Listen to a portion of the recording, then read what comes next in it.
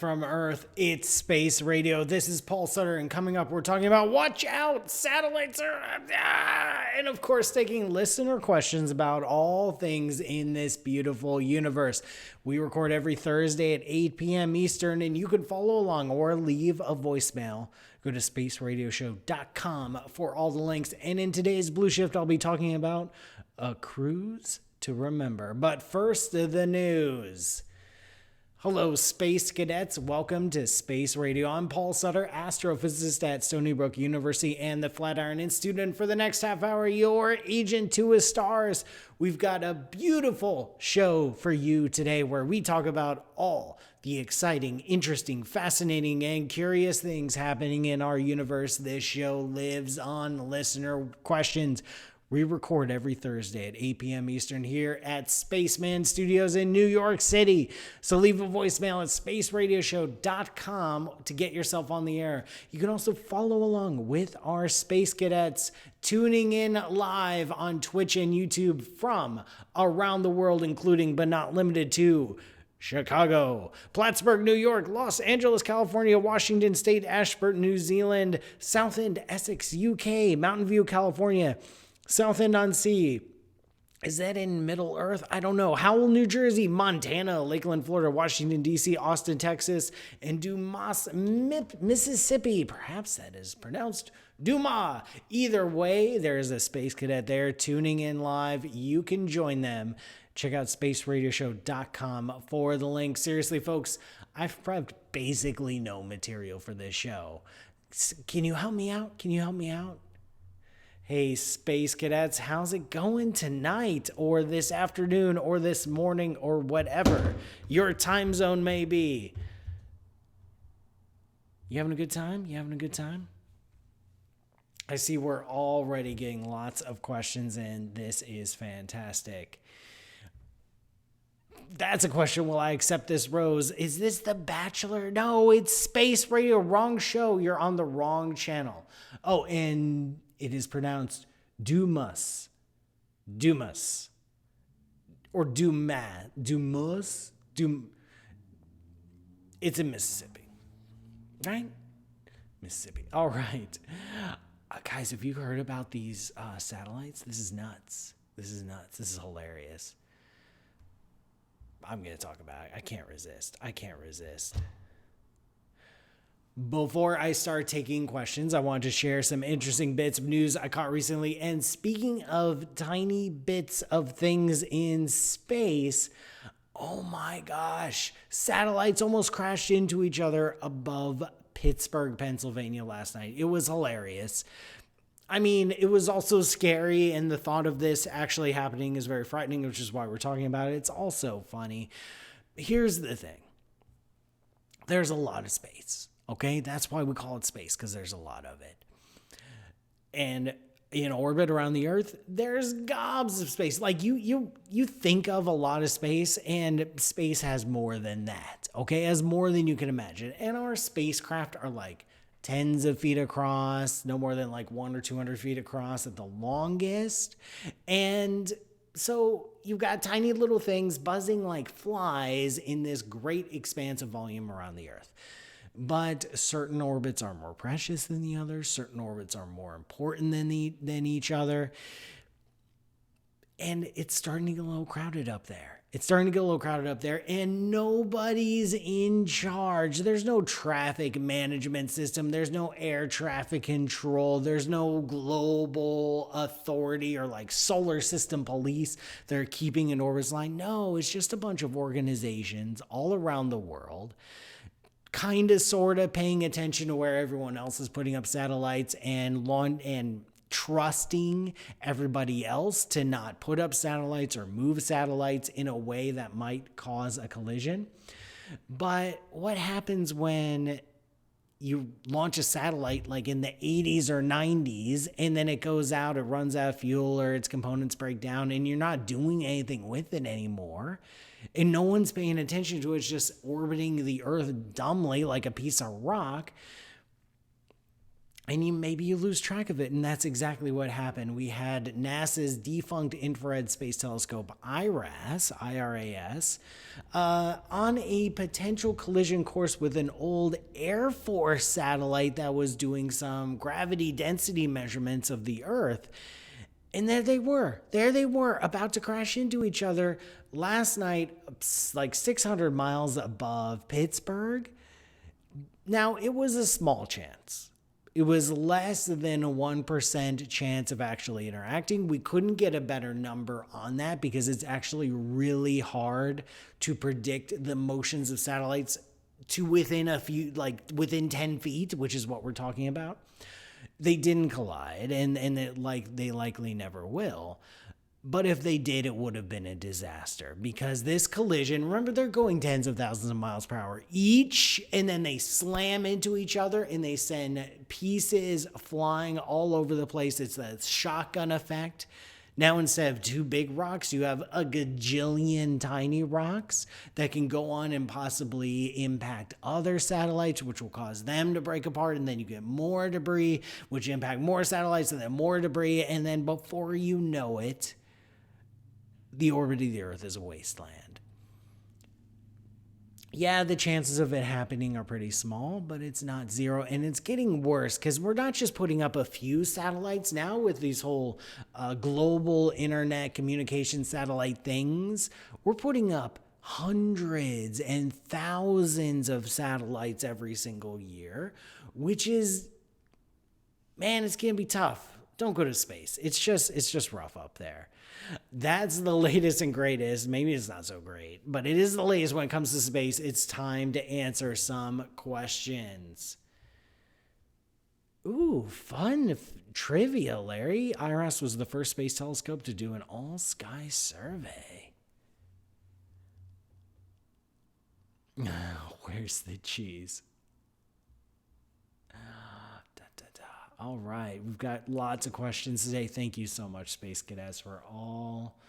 Piper Trip, they did not collide. They ended up not colliding.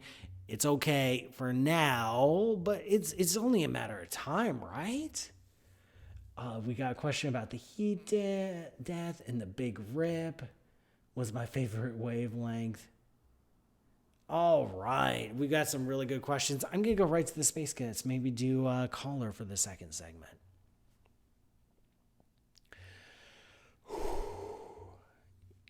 Keep those questions coming, Space Cadets. I love it. We have so many questions ready to go. The Space Cadets are going nuts, which is just the way I like them, asking questions like crazy. And we talked about satellites crashing. I want to be clear, the satellites did not actually crash into each other. It is only a matter of time. Okay? It is only a matter of time. I swear, it's just going to happen. It's just going to happen one of these days, and we're going to have to deal with it. But we've got some questions. Curiously, a bunch of Space Cadets are very curious about the death of the universe. Wow, let's just go right there. Let's just talk about the end of all the things, because what a better way to end January. Cosmic on YouTube is asking, do I agree with the heat death end of the universe? So if you've ever heard of this concept, the heat death of the universe, it's more like the death of heat in our universe. Our universe is expanding. Our universe is getting bigger every single day. There's only so much stuff in the universe, and so it's getting thinner and thinner. There's only so many opportunities to turn that stuff into heat differences, turn that heat differences into energy, get work done, and do useful things like have waterfalls and consciousness. As the universe continues to age, all this stuff gets further and further apart. It gets more and more spread out, and heat differences start to equalize. The hot things aren't going to stay hot forever. The cold things are just going to keep on being cold, and it will just keep dropping and dropping and dropping. So the overall average temperature of the universe will drop, and any heat differences will slowly fade away. This is the what we believe to be the ultimate long-term fate of our universe. We call it the heat death of the universe. It is, as far as we can tell, that will be the fate of the universe. Our universe is expanding. It is accelerating in its expansion. It's not going anywhere smaller anytime soon. It just keeps getting bigger. Unless that changes, and it changes in a really big way in the next 100 billion years, that will be our fate. Now, it's going to take a long time to reach this heat death state. I'm talking 10 to 100 years. But it's going to come unless something changes. That is the default option for the universe right now. But there is an alternative, and then another space cadet has asked a question. Orson Zed over on YouTube is asking about the so-called Big Rip scenario, and if it's strong enough to rip apart gluons, if it's strong enough to rip apart quarks, if you take a proton, can you actually rip it apart? Here's the thing with this so-called Big Rip scenario, which is an alternative possible fate for our universe, and it has to do with the nature of dark energy. I mentioned that our universe is getting bigger. Well, it's actually getting bigger and bigger, faster and faster every single day. So we call this dark energy. It's an observed fact of our universe. We don't really understand it at all. We just know that it's here and it's not going away. It could be, as far as we can tell, dark energy is constant. It hasn't changed strength over the course of cosmic history, and it's not looking like it's going to change strength. But there is a possibility that dark energy will get stronger with time. And then in the future, it'll be even stronger, and then even stronger, and then even stronger. And you know where this is going. Where not just the universe is accelerated expansion, but eventually galaxies get ripped apart, and then solar systems, and then planets, and then you, and then atoms, and then protons. And yes, this uncontrolled expansion, something we call the Big Rip, is strong enough to rip apart protons, the very constituents of matter. We don't know if we live in a Big Rip universe. The evidence is too uncertain to tell right now. We suspect, for various reasons, maybe just to help us sleep at night, that dark energy is going to stay constant and that the universe will not go in this scenario. If it does, it will manifest in about 5 billion years, which sounds like far away, but that would mean we're past the middle age of our universe. We're already in the retirement phase, and that's kind of a scary thought to think about. So what better way to lead into a break than to contemplate the ultimate end of everything you know and love and everything you don't know and love, the end of it all. Why don't you meditate on that during the break, and then we'll pick it back up with hopefully some more cheerful topics, or not, because the Space Cadets are in control. I'm Paul Sutter, and this is Space Radio. This show is brought to you by you. Please go to patreon.com/PMSutter to learn how you can keep this show going. I truly do appreciate it, and I'll see you after the break. That was intense. Why do you ask about downer stuff? Why are you guys always asking about downer stuff? Why can't you talk about something happy? Why always gotta be sad all the time? Why does Venus have an atmosphere? Yeah. Will these satellites, Nancy asking, will these satellites crash in the future? We don't think so. What would be the best way to clean up all the rubbish? Good questions. Get some more questions in, Space Cadets. I am going to take a voicemail, but I'd love to get some Space Cadet questions. We've got a nice audience tonight. You guys, we're feeling good. There's a lot of good energy in the chat, which is what I like to see, both YouTube and Twitch. You guys are a riot. Yes, my outfit, I'm wearing a chalkboard shirt.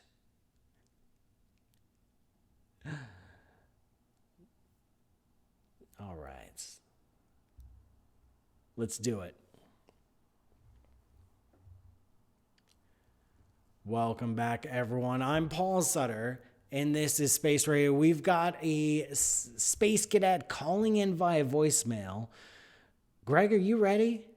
Because I'm ready. I don't know if you're ready. Are you ready? Well, if you're ready, then play the tape.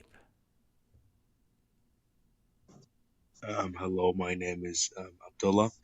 I would like to know how can I start learning cosmology because I don't know where to start, to be honest. So I would really love to know where to start and also what books would be good to read and help me through my path.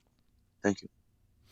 Abdullah, this is a wonderful question. I get this question a lot of people who are curious or interested in astronomy or astrophysics or cosmology and exactly where to go. Like, of course, there's the popular books or popular sci books, like Your Place in the Universe, the book I wrote on cosmology. That's the pop sci books are an excellent place to start.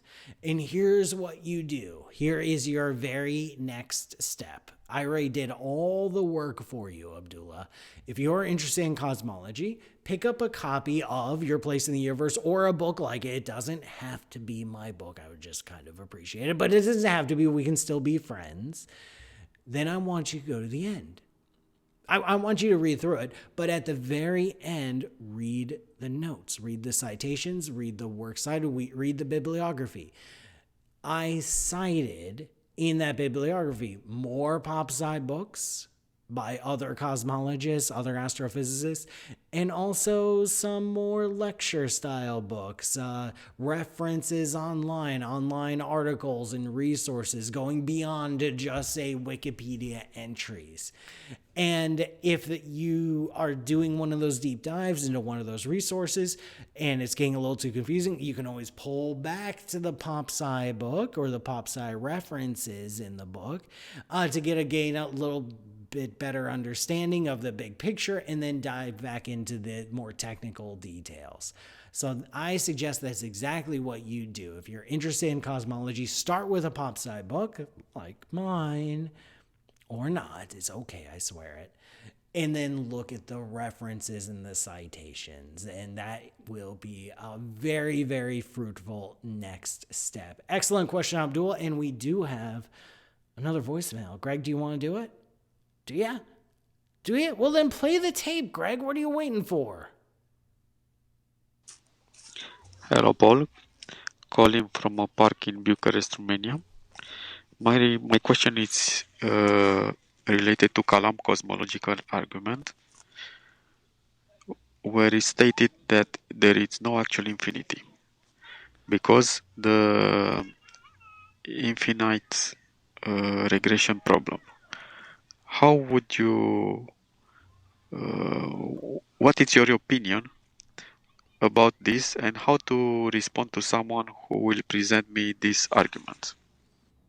Oh, this is such a fun question. Whether you're in Bucharest, Romania, or anywhere else, when you're faced with cosmology and the Big Bang picture of the universe. Earlier in the episode, in today's episode, we talked about the end of the universe, but now we're switching gears to the beginning. And back in the day, our universe used to be a lot smaller and a lot hotter. And you keep rewinding the clock earlier and earlier and earlier, and our universe gets even smaller and even hotter, even smaller and even hotter, and even denser. We know with a significant amount of evidence that 13.8 billion years ago, our entire universe was the size of a peach and at a temperature of over a quadrillion degrees. We can back that up with observations.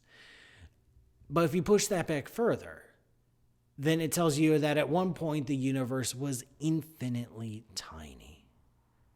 Infinitely tiny. It was a singularity, but we know this is wrong. The standard Big Bang picture tells us that at one point our universe was infinitely small, but we know that the standard Big Bang picture is breaking down there. That the mathematics that we're using to describe the early universe aren't up to the task of explaining the very first instance of the universe. And so we know we need something else. What do we need? Well, we need a theory of quantum gravity or unified physics. We don't have that. Don't listen to those people who are promoting that string theory stuff. They say they have an ultimate unified theory, but they don't. And if you're curious about that, I'm doing a very long series on the nature of string theory in my Ask a Spaceman podcast. So feel free to dig into that. Multiple episodes digging into string theory. We don't have an ultimate theory of unified physics or quantum gravity. We have no way of describing the earliest moments in our universe. And that is a fact.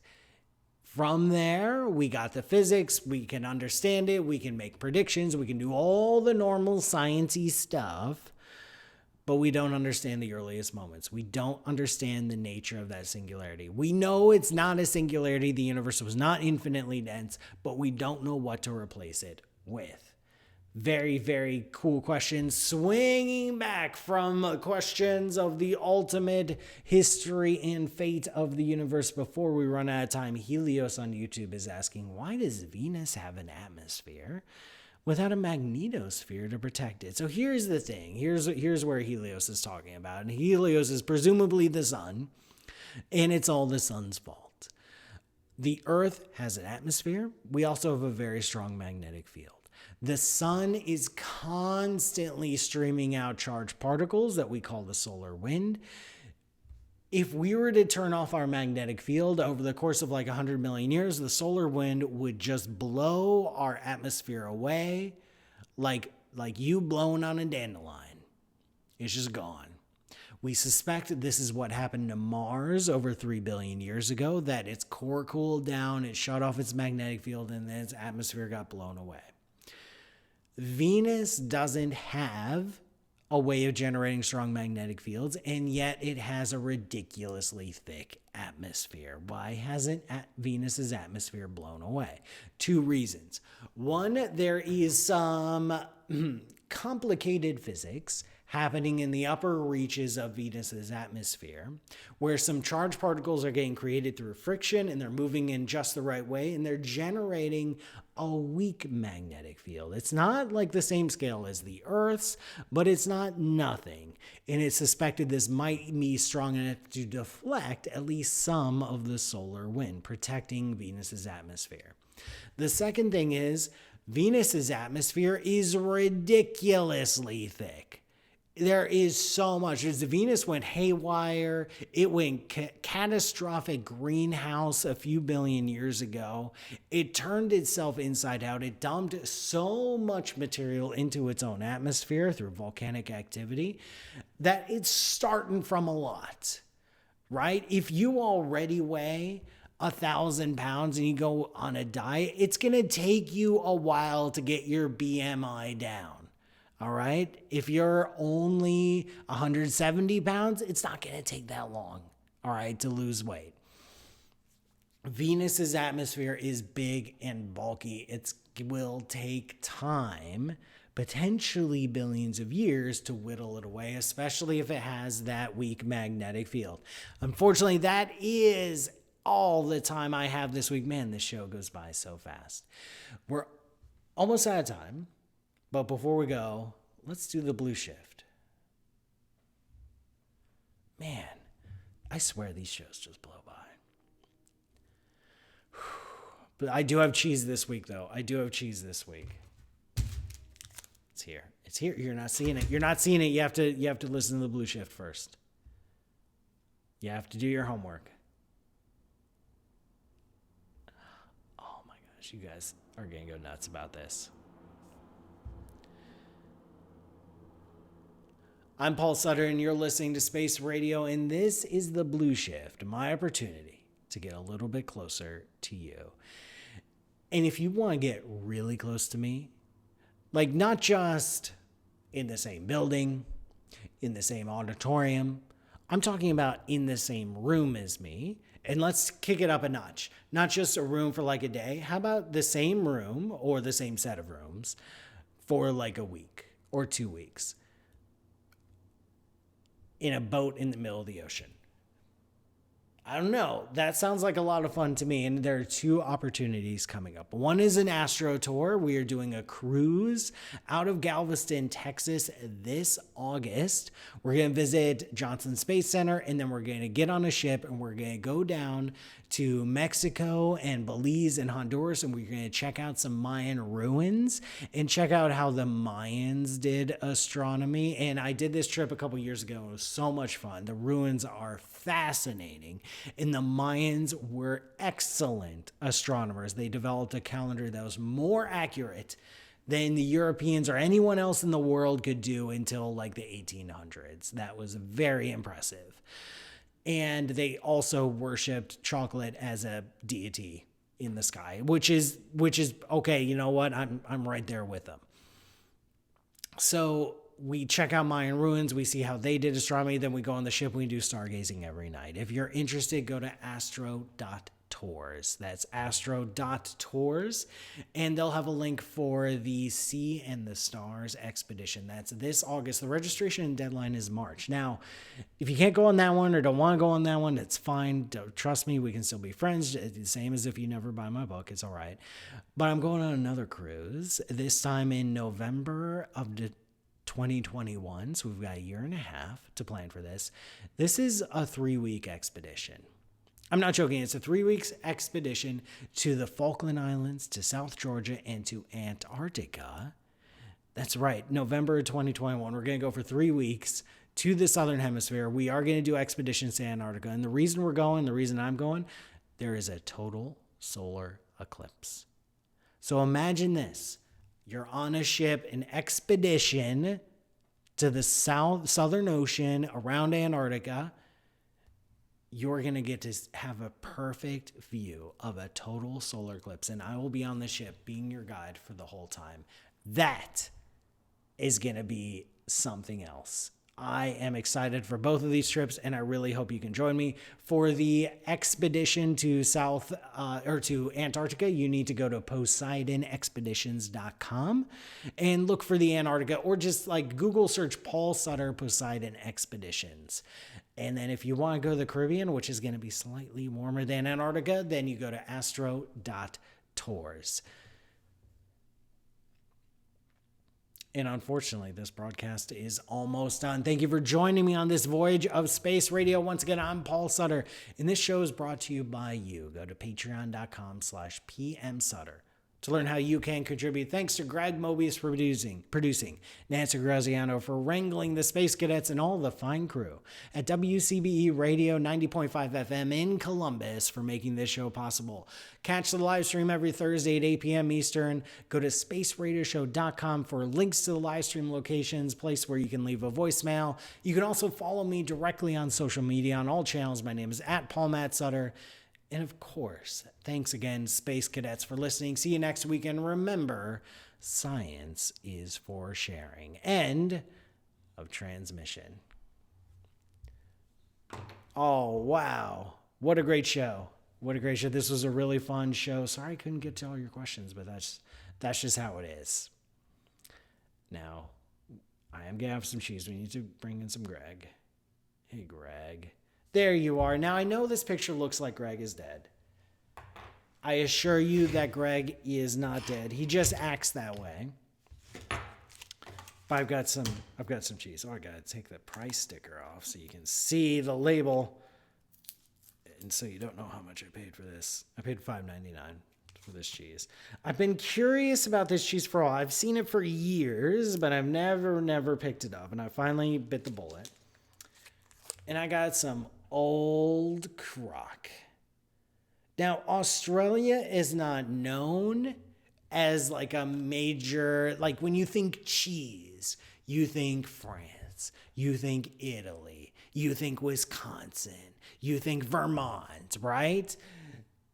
Nobody really thinks of Australia, but you know what? They're gonna give it a shot. They have an Australian cheese. This is with a delightfully bold bite. Made from milk with grass-fed cows. I really appreciate that. Smoked sharp cheddar. That's what I went with. I went with the smoked sharp cheddar.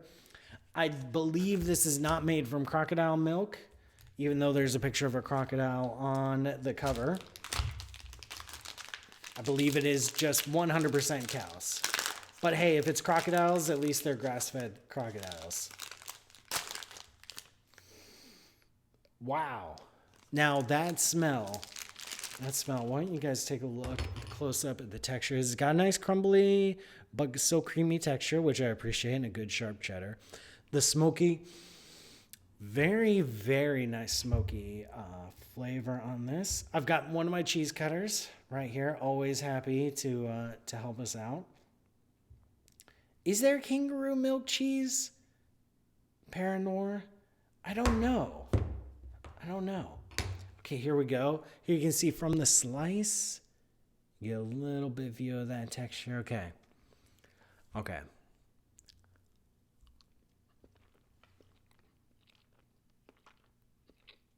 Camel Duncan from New Zealand is saying everything in Australia is smoked. I have to say I really enjoy this cheese. You know, it's not like ridiculously sharp, which is fine. I've definitely had sharper cheddars, but it's got a nice roundness to the sharpness, if that makes sense. So it's not like just punch you in the face like sharp cheddar, like a knife, going like, I'm sharp cheddar, I'm going to stab you in the tongue. It's more like polite about it. It's very polite sharp. In the smokiness, I am really enjoying. Because believe it or not, it's really hard to get a good smoke flavor on the cheese, and I think this did it. And this is, I believe it's applewood. Applewood. It's fantastic. It's inexpensive. It definitely tastes unique. This is definitely a unique cheese. I'm liking Old Croc. Good job, Old Croc. You know what? Old Croc, it's Australian for cheese. Thank you so much, Space Cadets. I really had a great time tonight, which I always do with you. And I'll see you next week.